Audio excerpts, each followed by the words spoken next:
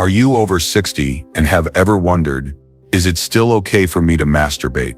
What does it mean for your health, for your mind, for your emotional well-being?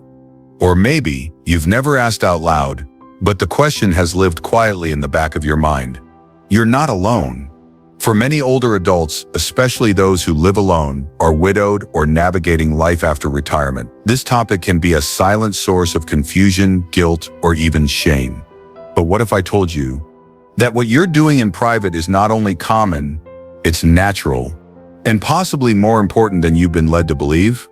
In this video, we're going to talk about something many avoid, but everyone wonders about. Masturbation in older adults. We'll unpack the truths, the taboos, the hidden risks, and even the surprising health benefits. Yes, benefits behind it. And trust me, point number 4 might completely change how you see this deeply personal part of your life. So stay with me, because by the end of this video, you won't just have more information. You'll have clarity, confidence, and a healthier way to relate to your body in your golden years. Drop a comment saying, I believe in honest conversations, if you're ready to break down the barriers and finally talk about what truly matters.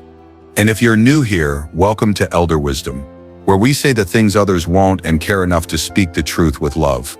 Go ahead and hit that subscribe button, because aging shouldn't mean silence. Picture this: an elderly widow living in a quiet home where memories of a shared life hang gently in every corner. Her husband passed away over a decade ago, and though the world around her assumes she's moved on, that intimacy is a chapter closed inside, she still feels desire. She still feels warmth. She still feels alive. But she hides this part of herself, not because she wants to, but because society has told her it's inappropriate. That wanting, needing, touching at her age is shameful. Let's be honest. We've let silence steal one of the most natural parts of human life. But here's the truth. Over 40% of adults over the age of 60 still masturbate. Not once, not accidentally, but regularly. Why? Because it's not about lust. It's about connection, self-soothing, and feeling human. This isn't something to ridicule. It's a reminder that aging doesn't erase your body's wisdom or your spirit's yearning for intimacy. You see, sexuality doesn't vanish with age. It evolves. The touch becomes less about urgency and more about comfort. Less about fantasy and more about memory, healing in a moment of peace before sleep. But here's where many get it wrong. They assume that after a certain number of birthdays, you're supposed to just switch that part of yourself off, that it's somehow inappropriate or unnecessary, and so people suppress it. They bury the instinct. They lock it away in shame. But suppression comes with a price. It builds emotional frustration. It breeds anxiety. And in some cases, it even opens the door to depression, especially when it's tied to unresolved grief or isolation. So what's the healthier path? Normalization. No, you don't need to broadcast your private habits to the world. But you do need to stop hiding from yourself. This isn't about rebellion. It's about reclaiming wholeness in a world that often tells the elderly to shrink themselves. And when we talk openly about things like this, we don't lose dignity. We reclaim it. But while masturbation in older adults is far more common than people think, not all experiences are healthy. Sometimes this private act becomes something else. A coping mechanism. A compulsion. And that brings us to something far more complicated. Point number 2. When masturbation becomes compulsive. Now let's talk about the other side of this conversation. One that doesn't often get addressed with honesty or care. Imagine this. An elderly gentleman, perhaps in his early 70s, he lives alone. His days are quiet, too quiet. The phone rarely rings. The television fills most of the silence, and the hours, long, repetitive, begin to blur together.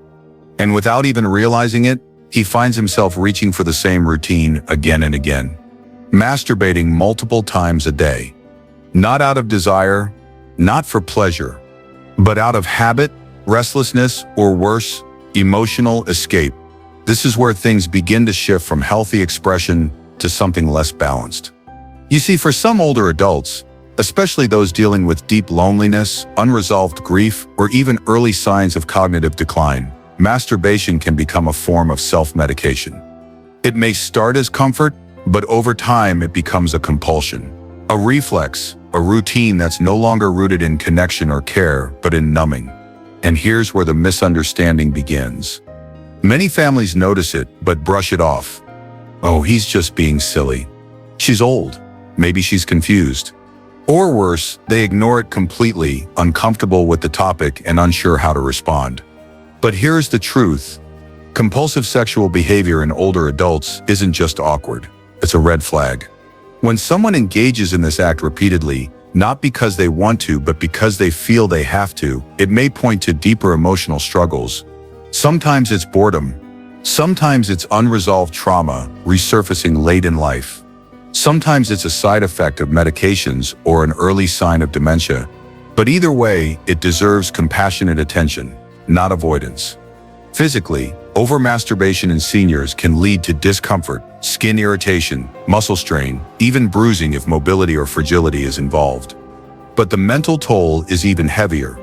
Shame, confusion, anxiety, a sense of losing control over one's impulses.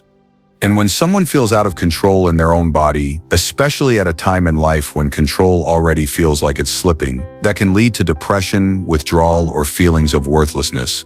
So what can you do? If you're watching this and you recognize yourself in that story, or if you're a caregiver or a loved one who's observed this pattern, here's the first step. Don't shame it. Don't punish it. Don't pretend it doesn't exist. Instead, ask why. Ask, what is this person avoiding? Ask, what emotional space is this act trying to fill? And if the answer feels too big for you alone to handle, reach out. A simple conversation with a doctor, a mental health professional, or a geriatric specialist can uncover things you didn't even know were beneath the surface. Because here's the reality. Healthy habits don't grow from avoidance. They grow from self-awareness and from care. And in many cases, finding other outlets, daily walks, conversation groups, creative hobbies, even pet companionship, can restore a sense of fulfillment that turns compulsive behavior back into balanced living. Now, with all of that said, let's not forget something equally important. While overuse can be harmful, the act itself, when done mindfully, can actually have unexpected benefits. Benefits not just for the body, but for the heart, the brain, and even longevity. And that brings us to something most people never expect when this topic comes up. Point number 3, the surprising health benefits. Let me tell you a story. A retired woman in her 70s sat quietly across from her doctor. Her voice was hesitant, unsure. She said, "I still feel arousal. I still experience orgasms. Is that strange?" She braced herself for judgment, but to her surprise, the doctor smiled. He didn't look away. He didn't laugh. He simply said, "That's wonderful. That means your body is still working beautifully. Keep listening to it." That short exchange shattered years of shame in her mind, because for the first time, someone acknowledged her pleasure not as a problem, but as a sign of life. And here's what most people don't realize. Masturbation, when practiced with care, offers real, measurable health benefits for older adults. This isn't just about private indulgence. It's about wellness, balance, and even healing. Let's start with the most immediate effect: stress relief. During climax, your body releases endorphins, natural chemicals that reduce pain, calm anxiety, and improve mood. For seniors dealing with chronic stress, grief, or restlessness, these hormonal releases can offer short, meaningful moments of peace. Then there's sleep. Many older adults struggle with insomnia, restless nights, or fragmented sleep. Engaging in masturbation before bed can help the body transition into rest by lowering cortisol levels and promoting the release of melatonin, the sleep hormone. But it's not just your mind that benefits. There are physical perks too. For women, regular stimulation helps maintain pelvic muscle tone and vaginal elasticity, especially post-menopause. It promotes healthy blood flow and can prevent discomfort from dryness or muscle tension. For men, moderate masturbation is linked to a reduced risk of prostate issues, including prostate cancer. Studies have shown that regular ejaculation helps flush out old fluids and may contribute to overall prostate health. And let's not forget circulation, an issue many older adults struggle with. Sexual arousal increases blood flow throughout the body, including to the brain, which may even offer protective effects against cognitive decline over time. Now here's a misconception that lingers in the minds of many older adults. What if my heart can take it? It's a valid concern, but let's unpack it. While sexual activity of any kind does cause a temporary increase in heart rate and blood pressure, it's no more intense than a brisk walk or climbing a flight of stairs. In healthy seniors, masturbation is rarely dangerous. In fact, that small burst of cardiovascular activity may even offer heart-healthy benefits over time when practiced moderately. But moderation is the key. Like with any form of exertion, overdoing it, especially if you're already dealing with heart issues or high blood pressure, can push the body too far. So here's the most practical advice I can offer. Listen to your body. If you experience chest tightness, lightheadedness, shortness of breath or fatigue afterward, don't brush it off. Talk to your doctor, confidentially, honestly. They've heard it all before, and trust me, they'd rather you speak up than suffer in silence. But if you feel strong, calm, and at peace afterward, then what you're doing may be exactly what your body needs. This conversation isn't about permission. It's about understanding. It's about shifting the narrative from guilt to self-awareness, from secrecy to self-care. And this leads us into something even more important. Because beyond the physical, beyond the hormones, the muscles, the heart rate, there's something deeper happening in those private moments. Something emotional, something psychological. And that's what we're about to explore next. Point number 4, emotional loneliness versus sexual needs. Let me share something a man once told me. He was 80 years old, sharp mind, kind eyes, a gentle voice that carried decades of wisdom. He leaned forward and said quietly, "It's not just about the act, it's about the connection I've lost, the closeness, the comfort, the touch I used to know." And in that moment, it became clear. For many older adults, masturbation isn't about lust. It's about grief. It's about memory. And often, it's about loneliness. You see, for widows and widowers, those who've lost a lifelong partner, physical intimacy doesn't simply disappear. What disappears is the person they shared it with. What lingers is the instinct, the longing, the need for closeness that no one talks about after the funeral ends. In many cases, masturbation becomes a private way to stay in touch with that lost closeness. It may sound strange, but for some, it's a quiet ritual of remembrance. A way to feel something in a life that's grown far too silent. It's also the only available option for many seniors dealing with mobility challenges, incontinence, or chronic illness. Situations that make partnered intimacy difficult or even impossible. And yet, society often labels this as perverse, inappropriate, or immature, as if the desire for intimacy should have an expiration date. But here's the truth. It doesn't. It never did. We don't outgrow the need for intimacy. We don't age out of wanting to feel seen, touched, cared for, even if only by ourselves. Unfortunately, this emotional dimension of self-touch is rarely discussed in public. Most conversations treat it like a physical release or a medical concern. But underneath, it often comes from a place of deep emotional need, a need that's very real and very human. And this is where the line between healthy and unhealthy blurs. Because if masturbation becomes the only emotional outlet, it can quietly lead to isolation.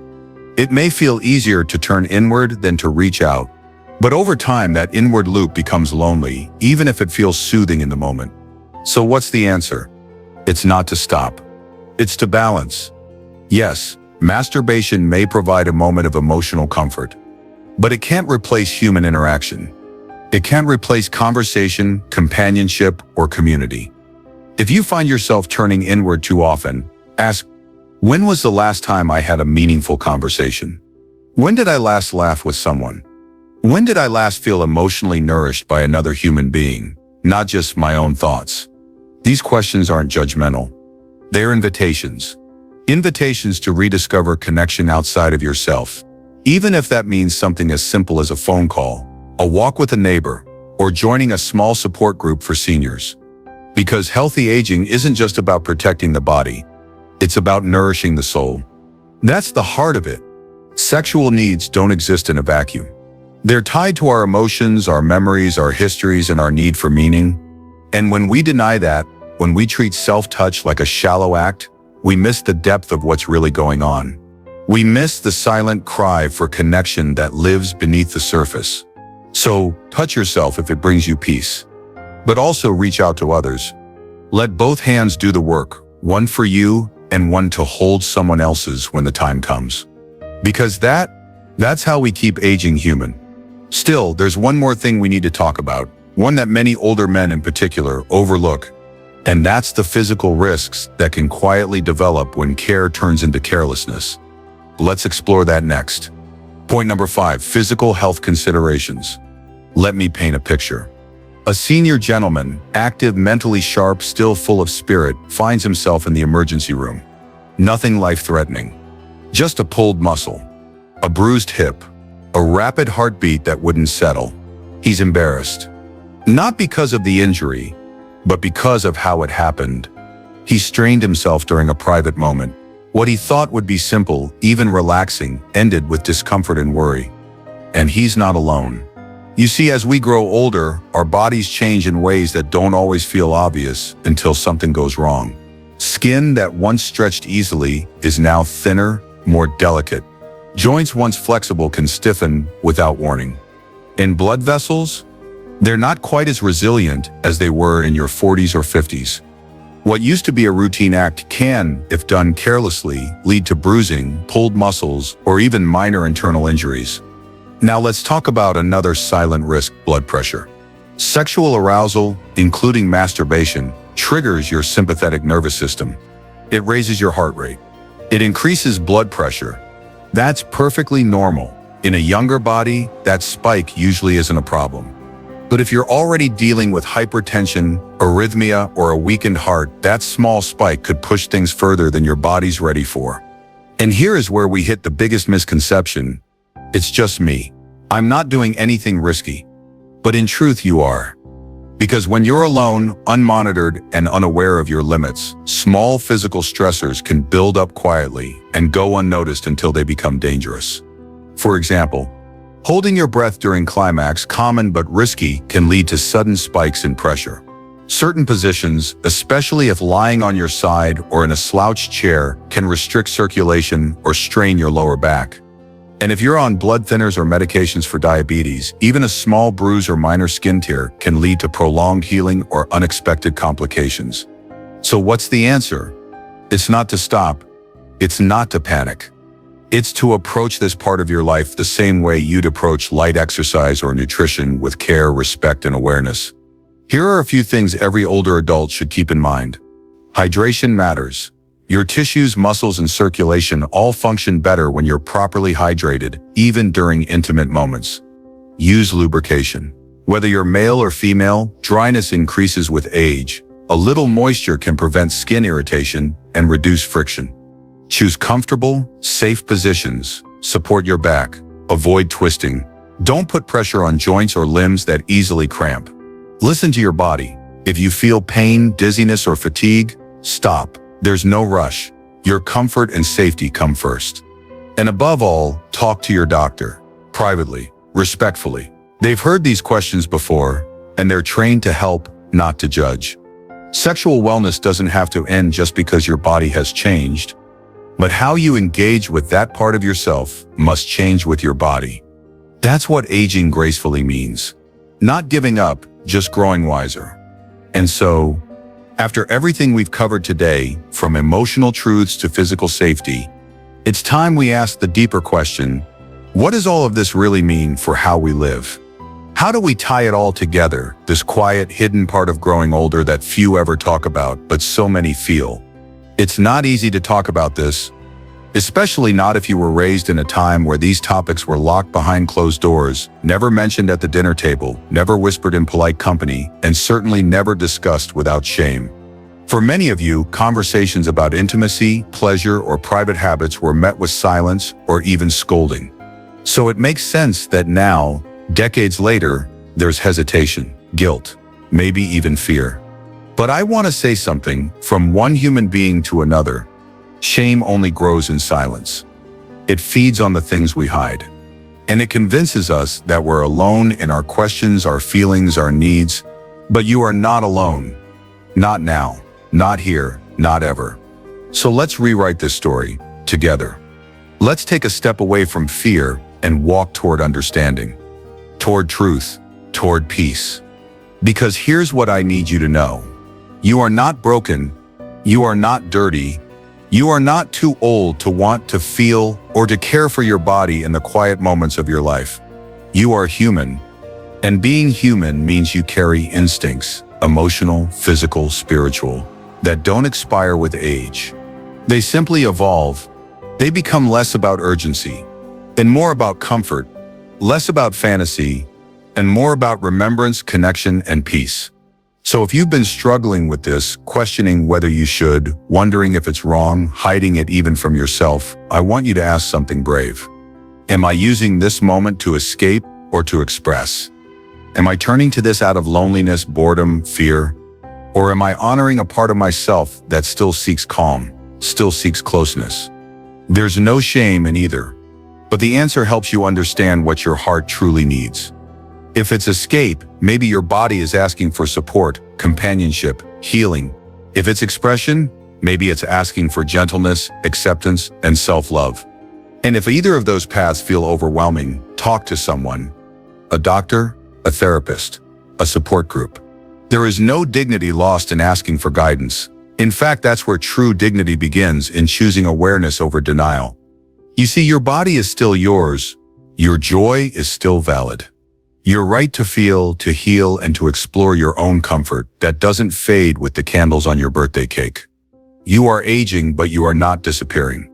You are changing, but you are not vanishing. And your dignity, your humanity, your intimacy at every age remains non-negotiable. So hold your head high, because having this conversation, listening to this far, choosing reflection over repression, that takes courage.